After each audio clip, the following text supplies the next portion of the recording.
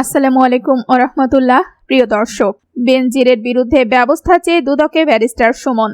অনিয়ম, দুর্নীতি ও ক্ষমতার অপব্যবহার করে পুলিশের সাবেক মহাপরিদর্শক আইজি বেনজির আহমেদের বিরুদ্ধে বিপুল পরিমাণ অবৈধ সম্পদ অর্জনের অভিযোগ অনুসন্ধান করে প্রয়োজনীয় আইনি ব্যবস্থা নিতে দুর্নীতি দমন কমিশনে আবেদন করা হয়েছে। আজ রবিবার 18 এপ্রিল হবিগঞ্জ 4 আসনের সংসদ সদস্য ও সুপ্রিম কোর্টের আইনজীবী সৈয়দ সাইদুল হক সুমন দুদকের চেয়ারম্যান বরাবর এই আবেদন করেন। এ সময় তিনি বেনজিরকে নিয়ে দৈনিক কালের কণ্ঠে প্রকাশিত প্রতিবেদন আবেদনের সঙ্গে সংযুক্ত করেন। আবেদনে বেনজির আহমেদের পাশাপাশি তার স্ত্রী জিসান মির্জা, 2 মেয়ে ফারহিন রিশতা বিনতে বেনজির ও তাসিন রাইসা বিনতে বেনজিরের বিরুদ্ধে ওঠা অভিযোগ অনুসন্ধান করে ব্যবস্থা নিতে অনুরোধ জানানো হয়েছে। জানতে চাইলে সৈয়দ সাইদুল হক সুমন বলেন, বেনজিরের বিরুদ্ধে যে রিপোর্ট আসছে প্রায় 1000 কোটি টাকার, তার দুর্নীতির ব্যাপারে যে অভিযোগ আসছে পত্রিকায় হেডলাইন হয়েছে, এই ব্যাপারে এখন পর্যন্ত কোনো ইনকোয়ারি অনুসন্ধান ব্যবস্থা না দেখে দুদকে এসে নাগরিক হিসেবে আবেদন করে বলেছি এর ইনকোয়ারি করা দরকার।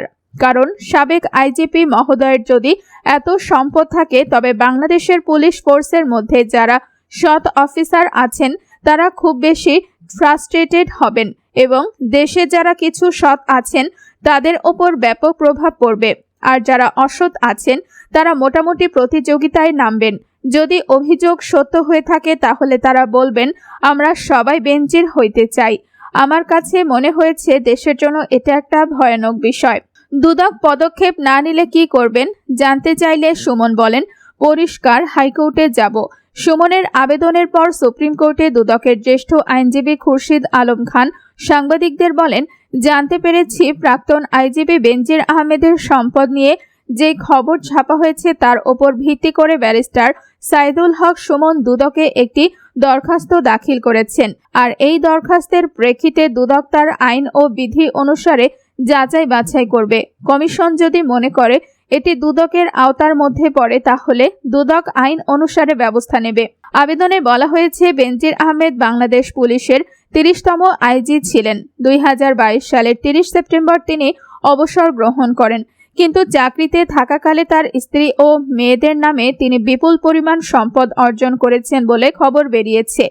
যেই সম্পদগুলো তার আয়ের সঙ্গে সঙ্গতিপূর্ণ নয়।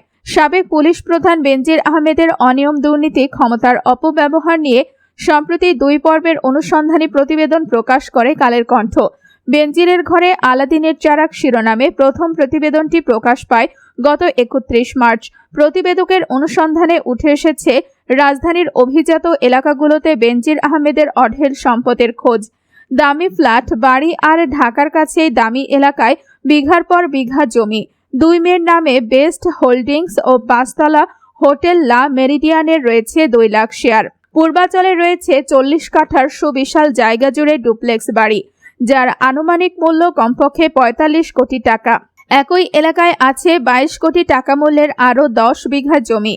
উঠে এসেছে ঢাকা মাওয়া এক্সপ্রেস ওয়ের পাশে গোপালগঞ্জের শাহপুর ইউনিয়নের বৈরাগী টোল গ্রামে বেনজিরের পরিবারের মালিকানায় গড়ে তোলা অভিজাত ও দৃষ্টিনন্দন পর্যটন কেন্দ্র সাভানা ইকো রিসোর্টের খোঁজও।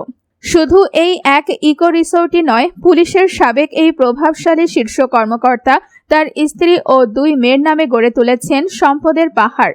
দেশের বিভিন্ন এলাকায় তাদের নামে অন্তত 6টি কোম্পানির খোঁজ পাওয়া গেছে বলে প্রতিবেদনে উল্লেখ করেছে কালের কণ্ঠ।